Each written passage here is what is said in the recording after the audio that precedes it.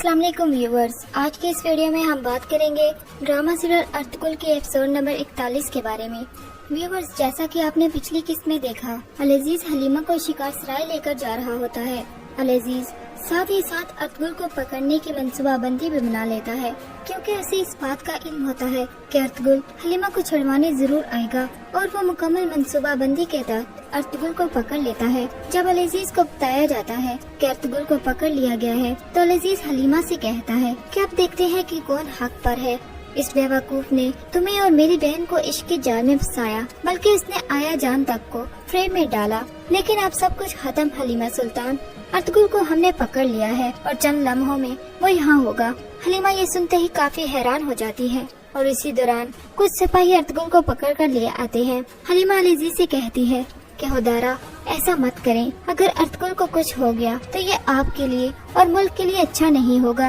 अल-अजीज हलीमा से कहता है कि जानती हो उसने मेरे कितने फौजियों को मारा है और मेरे ही दरवेशों को मेरे ही खिलाफ भड़काया है। अल-अजीज हलीमा से मजीद कहता है कि अर्तुगरुल वो हर तरह से मौत का हकदार है।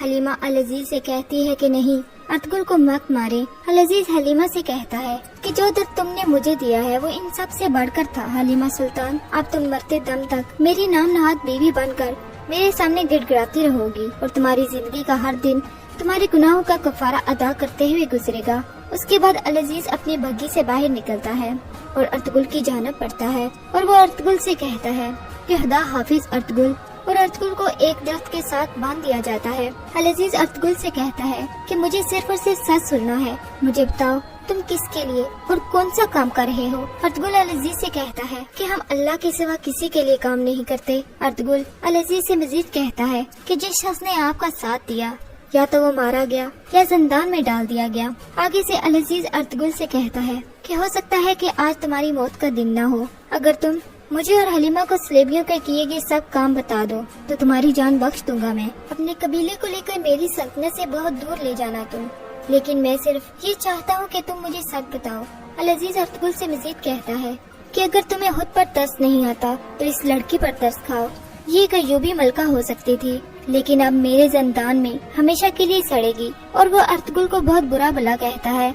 अल-अजीज अर्तुगरुल से कहता है कि मौत तो तुम्हारी आ चुकी है। अल-अजीज अपने सिपाहियों को एक सूली नस्ब करने का कहता है। अर्तुगरुल अल-अजीज को बताता है कि नासिर तुर्कमानों के साथ मिलकर सलाहुद्दीन के कारवान में जो इजलास करवाने जा रहा था, उसका मंसूबा मुकम्मल होने से पहले ही खत्म कर दिया गया है। अल-अजीज अर्तुगरुल से पूछता है कि तुम कैसे जानते हो। अर्तुगरुल उसे कहता है कि नासिर हमारे पास है, हमने ही उसे गिरफ्तार किया है। आपके दो बेहतरीन ईमानदारों में से एक हमारे कब्जे में है और दूसरा हमारे साथ है। अल-अजीज ये सुनते ही गुस्से में आ जाता है और अर्तुगरुल से कहता है कि तुम झूठ बोल रहे हो।